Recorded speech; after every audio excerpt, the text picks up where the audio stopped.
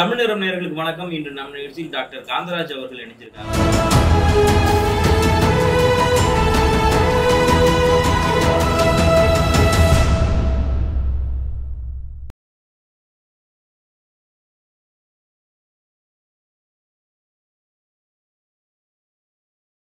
வணக்கம் சார். மன்மோகன் சிங் அவர்களுடைய மறைவு கிட்டத்தட்ட 7 நாள் துக்கம் அனுசரிக்கிறதா இந்திய அரசும் சொல்லியிருக்காங்க. நீங்க பார்த்துருப்பீங்க அவருடைய வளர்ச்சி அப்படிங்கிற ஒரு விஷயம். சாதாரண ஒரு நிதி அமைச்சராக இருந்து, ஒரு சாதாரண அதிகாரியாக இருந்து அவருடைய வளர்ச்சிங்கிறது ஒரு மிகப்பெரிய அளவுல ஒரு அரசியல், நம்ம பேசுறதுக்கு கூட சொன்னீங்க, அவர் ஒரு அரசியல்வாதிங்கிறத தாண்டி அவர் ஒரு சிறந்த பொருளாதார நிபுணர் அப்படின்னு. ஸோ மன்மோகன் சிங்கை பத்தி கொஞ்சம் நம்ம பேசலாம். எனக்கு அவரை பற்றி அதிகமாக தெரியாது. அவர் நிதியமைச்சராக இருந்தபோது அவருடைய பட்ஜெட்லாம் பேசப்பட்ட பட்ஜெட்டுகள், வித்தியாசமான பட்ஜெட்டுகளாக இருந்தது. இந்திய மக்களுடைய வாழ்க்கை நிலையை புரிஞ்சுக்கிட்டு அவங்களுக்கு எது தேவையோ எது தேவையில்லையோ அதெல்லாம் கரெக்டாக பார்த்து அதுக்கு தகுந்த மாதிரியான ஒரு பட்ஜெட் அவர் தான் போட்டார். எனக்கு தெரிஞ்சு இந்தியா குடியரசு ஆனதுக்கு பிறகு போட்ட பட்ஜெட்லேயே மக்களோடு ஒட்டி போன பட்ஜெட்டுன்னு எடுத்திங்கன்னா அதுவாக தான் இருக்க முடியும். அதுக்கு காரணம் என்னென்னா, தேஷ்முக்குன்னு ஒருத்தர் இருந்தார் நிதியமைச்சராக. அவர் தான் பொருளாதார நிபுணர். அவருக்கு பிறகு பொருளாதாரத்தை அறிவோடு இருந்து ஒரு நிதியமைச்சராக வந்தவர் எனக்கு தெரிஞ்சு மன்மோகன் சிங் தான். தேஷ்முக்கு முன்னாடி இருந்தது இந்தியாவுடைய குடியரசு ஆன உடனே நிதியமைச்சராக வந்தவர் நம்ம தமிழ்நாட்டுக்காரர் தான், ஆர்.கே. சண்முகம் செட்டியார். அவர் தான் இருந்தார். அவருடைய பட்ஜெட்டு சொல்லுவாங்க. ஏன்னா அவருடைய பட்ஜெட் ஏன் அவ்வளோ நல்லா இருந்ததுன்னா, அவர் தொழிலதிபர். ஓகே, மேக்ஸிமம் இப்போ நிதியமைச்சராக இருக்க வரைக்கும் தமிழர்களாகவே இருக்காங்க. அது அவர் தான் இருந்தார். அதுக்கப்புறம் டிடி கிருஷ்ணமாச்சாரி இருக்கார். டிடி கிருஷ்ணமாச்சாரியுடைய பொருளாதாரம் கூட ஒரு அளவுக்கு இருந்தது. 2 பேரும் ஆனால் தொழிலதிபர்கள். ஆர்.கே. சண்முகம் செட்டியாரும் சரி, டிடி கிருஷ்ணமாச்சாரியும் சரி தொழிலதிபர்கள். தொழிலதிபர்களுக்கு தகுந்த மாதிரியான பட்ஜெட்டாக தான் அவங்களுக்கெல்லாம் இருந்தது. கொஞ்சம் முதலாளித்துவத்தனமாக இருந்தது. சிடி தேஷ்முக்கு தான் கொஞ்சம் இன்றைக்கி மன்மோகன் சிங்கினுடைய பட்ஜெட்டுக்கு சமமாக சொல்லணுன்னாக்கா அதை சொல்லலாம். சிதம்பரம் சில புது விஷயங்கள்லாம் கொண்டார். அதுவும் கூட கொஞ்சம் முதலாளித்துவ கேபிட்டலிசம் ஸ்டைலில் தான் இருக்குது. மக்களுக்கான அடித்தட்டு மக்களையும் மனதில் வைத்து கொண்டு போட பட்ஜெட்டுகள் எடுத்திங்கன்னா முழுக்க அது மன்மோகன் சிங்குக்கு தான் நான் அதை சொல்ல முடியும். குறிப்பாக 2 பேரையும் சொல்லலாம் இல்லையா? அதில் சிதம்பரம் அவர்களும் மன்மோகன் சிங் அந்த ஒரு காம்போ இருந்தது. சிதம்பரம் பொருளாதார நிபுணர், அவர் ஒரு வழக்கறிஞர் தான். அவர் பெரிய பணக்கார வீட்டில் இருந்து தொழிலதிபர் குடும்பத்தில் பிறந்தவருங்கிறதுனால அவருக்கு அந்த வருமானத்தை பற்றி அந்த பட்ஜெட் போடுறதுக்கு அவருக்கு இருந்ததை விட அனுபவ ரீதியாக கற்றுக்கிட்டவர். பாடத்தின் மூலமாகவும் அனுபவ ரீதியாகவும் கற்றுக்கிட்டவர்னு எடுத்திங்கன்னா, அமர்த்தியா சென் எப்படி நோபல் பரிசு வாங்கினாரோ ஒரு பொருளாதார இதில், அதுக்கு இணையான அறிவோடு வந்தவர் எடுத்திங்கன்னாக்கா மன்மோகன் சிங். ஏன்னா மன்மோகன் சிங் காலத்துக்கு முன்னாடி வரைக்கும் நம்ம இப்போ செய்திகளில் பார்க்குறப்போ அவரை பற்றி நிறைய விஷயங்கள், இப்போ ஒருத்தர் இறந்த பிறகுதான் ஒருத்தர் புகழப்படுவார் அப்படிங்கிற ஒரு விஷயம் இருக்கிற மாதிரி நிறைய விமர்சனங்கள் அவர் மேலே இருந்துச்சு. அவர் ரொம்ப சோனியா காங்கிரஸில் அவங்க இதில் இருந்தப்போ ஒரு பொம்மை பிரதமராக இருக்கார் அப்படின்னு நிறைய விமர்சனங்கள் இருந்தாலும், கம்ப்யூட்டர் அதுக்கு முன்னாடி என்னன்னா, அவர் பிரதமராக இருக்கிற முன்னாடி வரைக்கும் நம்முடைய நகையே தங்கத்தையே நம்ம அடமானம், உலக வங்கிக்கிட்ட அந்த இதில் அடமானம் வைக்கிற இருந்துச்சுன்னு. ஆமாம், அது பத்திரிகைகளில் ஃபோட்டோ வந்துருச்சு. ஓகே, லீக் ஆகிடுச்சு. ஆமாம், ரிசர்வ் பேங்க் இதில் இருந்து கோல்டு ஸ்டோரேஜில் இருந்து தங்கத்தையெல்லாம் ஏற்றி இது பண்ணுறாங்க. அதை அப்படியே படம் எடுத்து போட்டாங்க. என்னென்னா, ரூபாயினுடைய மதிப்பு அப்படியே விழுந்துருச்சு. ரூபாயினுடைய வாங்கும் சக்தி அப்படியே போயிடுச்சு.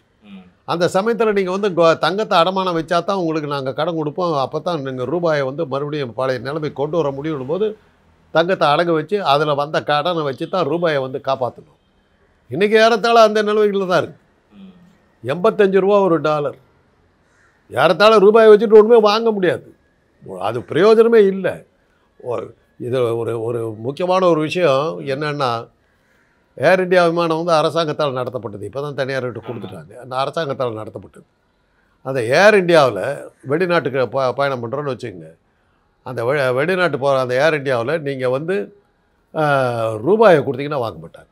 ஏன் அப்படி?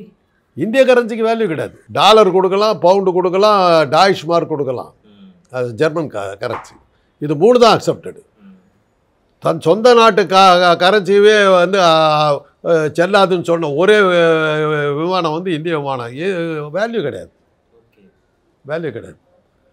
அதனால் அந்த அந்த அளவுக்கு ரூபாயினுடைய இது இன்றைக்கி இப்போ எப்படி நான் வெளிநாட்டுக்கு போய் ரொம்ப நாள் ஆச்சு பிளேனில் போய். இப்போ என்ன எனக்கு ஏர் இண்டியாவில் ஏறினோம்னா அதுதான் பெரிய பெரிய பிரச்சனை.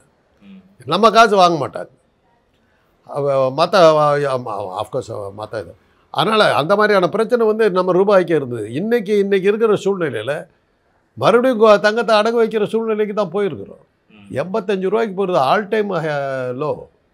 வளர்ச்சியில் இருக்கு நிதியமைச்சர் சொல்லிட்டு இருக்காங்களே நிர்மலா சீதாராமன் வளர்ந்துருக்காங்க, அவ்வளோதான்.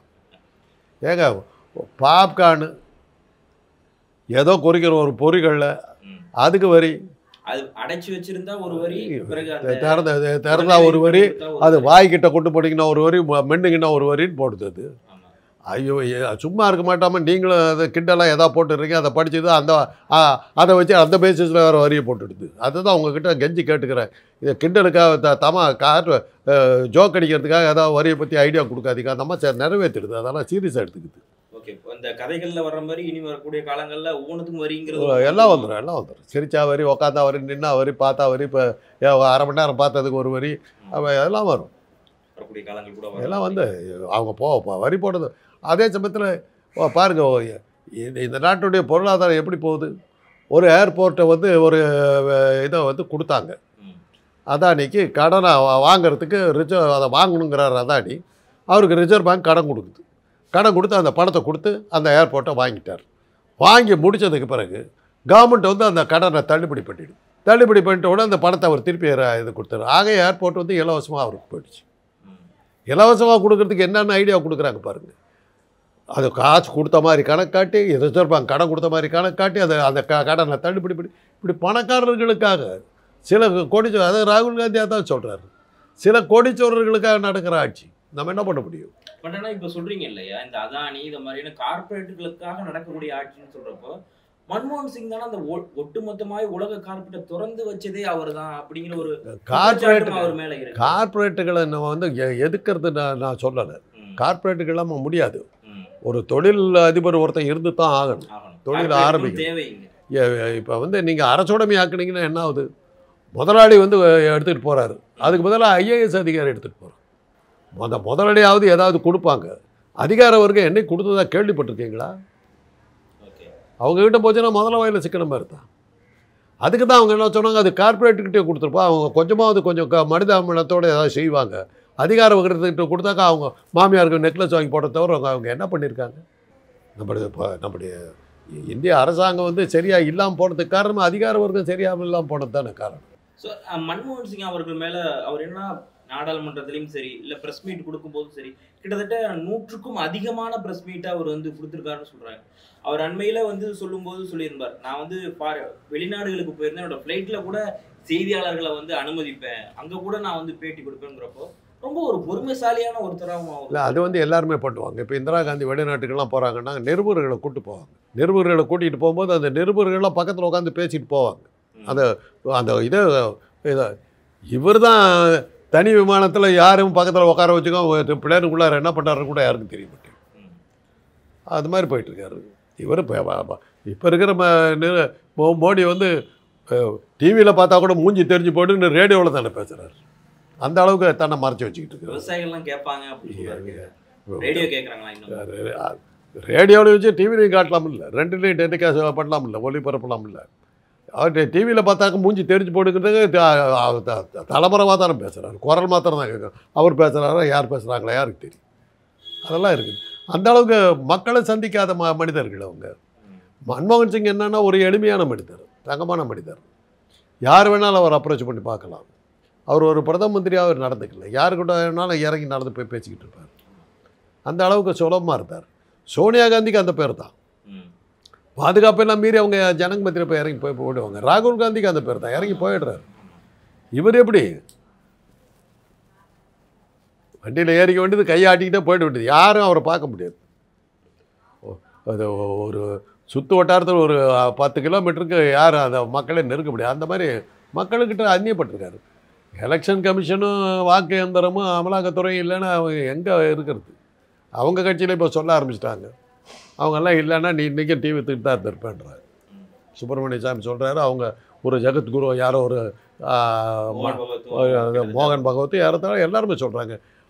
இதெல்லாம் இல்லைன்னா நீ எப்படி ஆட்சியில் இருப்பேன்னு அவங்களே சொல்ல ஆரம்பிச்சிட்டாங்க. தெரிஞ்சு போச்சு, உலகத்துக்கே நீ தெரிஞ்சு போச்சு அவங்க எப்படி இருக்காங்க. மன்மோகன் சிங் அவர்களை வந்து சொல்லும்போது நிறைய பேர் சமூக வலைதளங்களையும் அது வந்து சொல்றப்போ என்ன சொல்றாங்கன்னா, மாநிலங்களுக்கு வந்து கிள்ளி கொடுத்தவர் கிடையாது, அள்ளி கொடுத்தவர். அப்படி மாநிலங்களுடைய ரெக்குயர்மெண்ட் மாநிலங்களை வளர்ந்தா தான் சென்ட்ரல் கவர்மெண்ட் சரியா இருக்குங்கிற கொள்கையை அவர் வச்சிருந்தார். புரிஞ்சிருந்தாரு, அதை அவர் புரிஞ்சுட்டு இருந்தார். இன்னைக்கு எல்லாம் நமக்கு கொடுக்குற ஃபண்டு வரல, மாநிலங்கள் வளரலைனாக்கா நம்ம இந்தியா வளராதுங்கிறத அவர் தெளிவாக தெரிஞ்சுக்கிட்டு இருந்தார். உடம்பு சீராக வளரணுங்க. உடம்பு நம்ம வந்து விரல் மாத்திரம் பெருசாக வளர்ந்துக்கிட்டே போச்சுன்னு வச்சுக்க கேன்சர். இப்போ மோடி அரசாங்கம் அதான் பண்ணிக்கிட்டு இருக்குது. ஒரு குறிப்பிட்ட ஏரியாவை தான் அவங்க இது பண்ணிகிட்டு இருக்காங்க. கேன்சர், புற்றுநோய், உடம்பு சீராக வளரணும். அப்போ தான் வளர்ச்சி சரியாக இருக்கும். இல்லாட்டி போனால் புற்றுநோய் தான். புற்றுநோய் தான் இன்றைக்கி வந்து மோடிக்கிட்ட சிக்கிட்டு புற்றுநோயாக தான் மாட்டிக்கிட்டு இருக்குது. ஒரு குறிப்பிட்ட ஏரியாக்களை தான் அவர் வளர்த்திக்கிட்டு இருக்காரு, குறிப்பிட்ட ஆட்களை தான் வளர்த்திக்கிட்டு இருக்காரு. அது ஒரு நாள் காலத்தில் இவரே காணாம அடிச்சிடும். பட் ஆனால் நம்ம தமிழகத்துக்கு அவருடைய எல்லா மாநிலங்களுக்குமே அவர் வந்து அனுசரணையாக இருந்தார், எதிர்கட்சினே அவர் வந்து மதிச்சார் அப்படிங்கிற ஒரு விஷயத்த சொல்லுவாங்க. அவருடைய வாஜ்பாய்க்கும் எல்லாம் அதாவது எதிர்கட்சிகளை வந்து எதிரி கட்சிகளாக நினச்சி அழித்து ஒழிக்கிற விவகாரமெல்லாம் இவங்க பாஜக ஆட்சிக்கு வந்த பிறகு தாங்க, இந்த மோடி வந்ததுக்கு பிறகு தாங்க அந்த கூத்தியை நடக்க ஆரம்பிச்சது. வாஜ்பாயெல்லாம் அந்த மாதிரி இல்லைங்க. அத்வானி ஓரளவுக்கு வந்தார், அந்த மாதிரி எதிர்கட்சிகளை நசுக்கிற டெண்டன்சியெல்லாம் வந்தார். இவர் தானுங்களை அடையாளம் தெரியாமல் பண்ணார். மோடியா லேடியான்னுச்சு அந்த அம்மா முடிச்சு விட்டாங்கல்ல. கூட இருந்தால் கூட ஒன்று நடக்குது. ஏன் இறந்தாங்க, எப்படி இறந்தாங்க, மருத்துவமனைக்கு உயிரோடு போனாங்களா இல்லையாங்கிற 1000 கேள்வி கேட்டிருக்குது. மோடியா லேடியா அவ்வளோதான் அவங்க கேட்ட ஒரே கேள்வி. முடிஞ்சு போச்சு. பட் ஆனால் மன்மோகன் சிங் அவர்களுடைய அந்த அந்த ரொம்ப அதட்டி கூட பேச மாட்டார், தேவையற்ற விமர்சனங்கள், குரலே கொஞ்சம் மென்மையாக பெண்மை குரல் இருக்கும். அதெல்லாம் வந்து ஒரு இது ரெண்டாவது ஒரு கண்ணியமான தோற்றம் அதெல்லாம் இருந்தது. ஒரு அவர் பார்த்தவொன்னே மரியாதை கொடுக்கணும்னு தோணும். அந்த அளவுக்கு ஒரு கண்ணியமான தோற்றம் இருக்கிறது. அதெல்லாமே ப்ளஸ் பாயிண்ட். ஓகே, அவர் மேலே வச்ச ஒரு அவருக்கு அழுத்தமானது இருந்துச்சா? ஏன்னா அவர் இருந்தப்போ ராகுல் அப்போ தான் வளர்ந்துக்கிட்டு இருந்த ஒரு நேரம், கூட்டணிக்குள்ளாரையும் அந்த 2G அப்படிங்கிற அந்த சில விஷயங்கள் எல்லாருமே வந்த நேரம். 2Gயில் அவர் கொஞ்சம் மாட்டினார். ஆமாம், அது ரொம்ப ஒரு அழுத்தமான ஒரு நிலை இல்லையா? அப்போ தான் அவர் மேலே செய்தியாளர்னு வச்சாங்க. நீங்கள் சொல்கிறத ஒருவேளை உங்கள் கட்சிக்காரங்களே கேட்க மாட்டாங்களோங்கிறப்ப அவர் சொன்னதாக வந்து சொல்லுவாங்க. இல்லை, இந்த 2G விஷயத்தில் அவர் கட்டாயப்படுத்தப்பட்டிருக்கார். கட்டாயப்படுத்தினது தான் அதை வந்து தசை திருப்பறதுக்கு தான் ஆர் ராஜாவும் கனிமொழியும் மாட்டிக்கிட்டாங்க. அதில் ஆர் ராஜா க்ளீனாக சொல்லிட்டார், நீ கையெழுத்து போட்டதான பதில் சொல்ல முடியல. அவர் இக்கட்டான சூழ்நிலையில் மாட்டது இந்த 2G விஷயத்தில் தான் மாட்டினார். நீ கையெழுத்து போட்டால் நான் ஓகே பண்ணேன், அப்போ எப்படி தப்பாக இருக்க முடியும்னு கேட்டபோது பதில் சொல்ல முடியல. அந்த ஒரு விஷயத்தில் தான் மன்மோகன் சிங் வந்து மாட்டிக்கிட்டார். ராஜாவை பழி வாங்குறதா நினச்சி இவங்க கொண்டு போனது இவங்க மேலேயே பேக் ஃபயர் ஆகிடுச்சு. ராஜாவை குறைவாக மதிப்பு போய் இடம் போட்டாங்க. ராஜா வந்து யூனிவர்சிட்டி ஃபர்ஸ்ட் வந்தவருங்கிறது அவங்களுக்கு தெரியலை. ஓகே, உண்மையிலே அந்த சில அவங்க சொல்கிற மாதிரியே பார்த்தா இந்த மாதிரி இஷ்யூலாம் பார்க்குறப்போ அந்த நேரத்தில் அவர் சோனியா காந்தி என்ன சொல்கிறாங்களோ அதை கேட்டு தான் நடக்கும். அது இருந்தது அந்த அழுத்தம் இருந்தது. தலைமையை தாண்டி அவர் போகலை. தலைமைக்கு அவர் சொல்லிட்டார். தலைமைக்கிட்ட வந்து அதாவது சுதந்திரமாக பேசி கருத்துக்களை வெளிப்படையாக பேசுறதுக்கான தைரியம் அவருக்கு இருந்தது. அவரை கேட்கறதுக்கான இது மனப்பான்மையும் சோனியாவுக்கு இருந்தது. அதனால தான் தனக்கு பதவி கொடுக்க முடியாதுன்னு குடியரசுத் தலைவர் சொன்னபோது மன்மோகன் சிங் அவங்க தேர்ந்தெடுத்ததுக்கு காரணம் ஒத்து போவார், இணங்கி போவார். ஏன்னா ஒரு கட்டத்தில் வந்து சொல்லுவார், அவர் பிரதமராக இருக்கும்போது மோடி குறித்த ஒரு விஷயத்தை செய்தியாளர் கேட்குறாங்க, மோடி பிரதமராக வந்துட்டா என்ன ஆகும் அப்படின்னா இங்கே ரொம்ப டேஞ்சரான ஒரு சூழல் வந்துடும் அப்படின்னு சொல்கிறார். பிறகு அதுக்கு மன்னிப்பும் கேட்குறாரு, நான் பிரதமராக இருந்துட்டு இந்த மாதிரியான ஒரு வார்த்தை சொல்லக்கூடாது, சொல்லிட்டேன் அப்படின்னு சொல்லிட்டாரு. அது உண்மையை சொல்லிட்டாரு. அப்போ ஆனால் அந்த பதவியில் இருக்கும் அந்த மாதிரி பேசக்கூடாதுங்கிற அந்த கண்ணியத்தை அவர் இது பண்ணி ஹேபிட் இருக்கு இல்லையா? கண்ணியத்தை நிறைய பேர் பல விமர்சனங்களை வைக்கிறாங்க. அவங்க வந்துட்டாங்க, நேருலாம் கொண்டு வரல, நாங்கள் தான் எல்லாத்தையுமே கொண்டு வந்தோம், நேரு எதுவுமே செய்யலை அப்படிங்கிற மாதிரி விமர்சனங்களை பாஜக வைக்கிறாங்க. எதிர்கட்சியும் அனுசரித்து போகிற அந்த ஒரு விஷயம் இருக்கு இல்லையா? அது இல்லை, அன்னைக்கு வந்து மன்மோகன் சிங்கினுடைய இதில் வந்து நாடாளுமன்றம் ரொம்ப அமைதியாகவே நடந்தது. ஆமாம், ஒரு பிரச்சனையுமே இல்லை. ஏன்னா அவங்களுக்கு அந்த சண்டையே ரொம்ப அழகாக இருக்கும், தர்க்க ரீதியாக நடக்கும். கவிதை சொல்லி சண்டை, 2 பேரும் ரொம்ப அழகான முறையில் அந்த வாத இது இணையத்தில் அந்த வாத பிரயோதங்களை கேட்கறது அவ்வளோ அழகாக இருந்தது. இன்னைக்கு மாதிரி அசிங்கமாக இல்லை. இன்னைக்கு வால்யூமே கம்மி பண்ணிடுறாங்க. எனக்கு மைக்கை அணைச்சி விட்டு உட்காந்துருக்காங்க. பாத் கரோ ஜி சுப் கரோ சுப் ரஹோங்கிறதா தவிர வேறு என்ன இருக்குது? பார்லிமெண்ட்டில் ஏதோ ஒரு வாத பிரதிவாதங்கள் ஏதோ ஒழுங்காக நடக்குதா? இவங்க கேட்குற எதிர்கட்சிகள் கேட்குற கேள்விக்கு ஆளுங்கட்சியிலேருந்து என்னத்தை பதில் வருது? என்னத்தை வருது? ஓன்னு கத்தி இது பண்ணுறாங்க. ராஜா அன்னைக்கு சொல்கிறாரு, ஏன் ஒய்ஆர் ஷவுட்டிங் ஒய்ஆர் லாஃபிங் அப்படிங்கிறாரு. கத்திக்கிட்டே இருக்கானுங்க. காரண காரியம்லாம் அவங்க பேச விடாமல் தடுக்கிறத தவிர அவங்களுக்கு என்ன தெரியுது? வாத பிரதிவாதங்களை அது கலைஞர் சொன்ன வசனம் தான், பேசி தோற்றவர்கள் பேசி தீர்க்கிறார்கள். அவ்வளோ சார். ஒருவேளை மன்மோகன் சிங் இல்லாத ஒரு இந்தியா இருந்தால் அதை எப்படி சார் நீங்கள் அதை எப்படி பார்க்க? ஏன்னா ஒரு எக்கனாமிக்கு அவரோட தெரியாது. அவர் இல்லைன்னா இன்னொருத்தர் வந்திருப்பார்.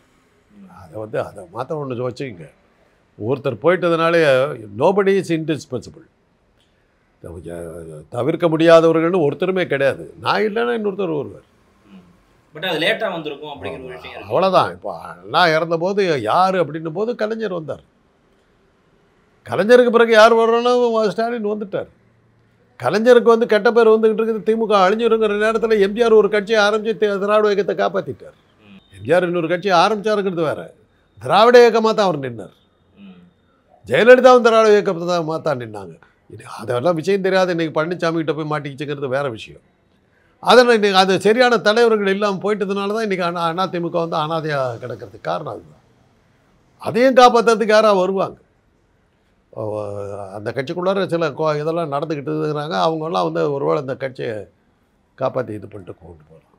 ஏன்னா ஒரு பிரதமர் பதவி மட்டும் இல்லாமல் டிமாண்ட் அவர் பதவியில் இல்லாதப்ப கூட நிறைய ஆலோசனைகளை கொடுத்தாரு அப்படின்லாம் சொல்லுவாங்க. பிரதமரே அதை இன்னைக்கு சொல்றாரு ட்விட்டர் பதிவில் இருப்போ கோவிட் டைமில். அதுக்கப்புறம் டிமாண்டேஷன் வந்தப்போ அப்பெல்லாமே அவர் நிறைய அவர்கிட்ட போய் ஆலோசனை கேட்டாங்கிறப்போ அவர் அதை பற்றி தான் நினச்சிட்டு இருப்பாரா சார்? ஏன்னா அந்த இதில் நீங்கள் பார்க்க இல்லை, அதை திறமையானவர் அவங்களெல்லாம் பயன்படுத்தினாங்க. அந்த பயன்படுத்துகிற மனப்பான்மை இருக்குது. இப்போ அமர்த்தியா சென் வந்து அவ்வளோ பெரிய பொருளாதார நிபுணருங்க. இந்திய அரசாங்கம் அவரை பயன்படுத்திக்கிட்ட மாதிரி தெரியலையே. அதே மாதிரி நாமளும் அவரை மன்மோகன் சிங் சாரை வந்து நம்மளும் கொஞ்சமாக தான் பயன்படுத்தியிருக்கோம். ஓரளவுக்கு பயன்படுத்திக்கிட்டோம். அவ்வளோதான். முழுக்க பயன்படுத்தியிருந்தால் இன்னும் நல்லபடியாக இருந்திருக்கலாம். அது திட்டங்கள் அந்த அந்த அந்த பெரிய மனசும் அந்த ஒரு மக்களுக்கு சேவை செய்யணுங்கிற எண்ணம் ஆட்சியாளருக்கு இருந்தால் தானே இதெல்லாம் நடக்கும். அந்த எண்ணமே காணுமே. அந்த எண்ணமே காணுமே. அப்படி அவரோட ஒரு இழப்புங்கிறது ஒரு தவிர்க்க முடியாத ஒன்று இல்லை. அதான் அந்த இழப்பு இன்னைக்கு அவருடைய இழப்புங்கிறது. ஆனால் கொஞ்சம் காலமாக அவர் உடல்நிலை சரியில்லை, வயோதிகத்தின் காரணமாக அவர் ஒதுங்கிட்டார். இருந்தாலும் அவருடைய தாக்கம் நமக்கு இருக்குது. அந்த நல்லபடியான தாக்கம், முன்னேற்ற பாதையில் கொண்டு போன தாக்கம் அது இருக்குது. ஒரு கண்ணியமான மனிதர், ஒரு பொருளாதாரம் தெரிந்தவர், அடித்தட்டு மக்களை பற்றி தெரிந்தவர், எல்லாத்துக்குமான மனிதராக இருந்த ஒரு பிரதமர் இருக்குது. அது மாத்திரம் இல்லாமல் பிராமணர் அல்லாத மத இதை இல்லை, இந்து இல்லாத, சனாதனத்தை சேராத வேற்று மதத்துக்காரர் ஒருத்தர் வந்தாருங்கிறது. எஸ், அவர் பிறந்ததே கூட அந்த பஞ்சாப்ல பிரிக்கப்படாத சீக்கிய மதத்தை சேர்ந்த இந்து சனாதனத்தை சேராத ஒருத்தர் இதாக பிரதமராக வந்தது அவர் ஒருத்தர் தான், வேறு யாரும் இல்லை. ஸோ அவரோட இழப்பு என்றைக்குமே ஈடு செய்ய முடியாது. ஓகே சார், நன்றி சார்.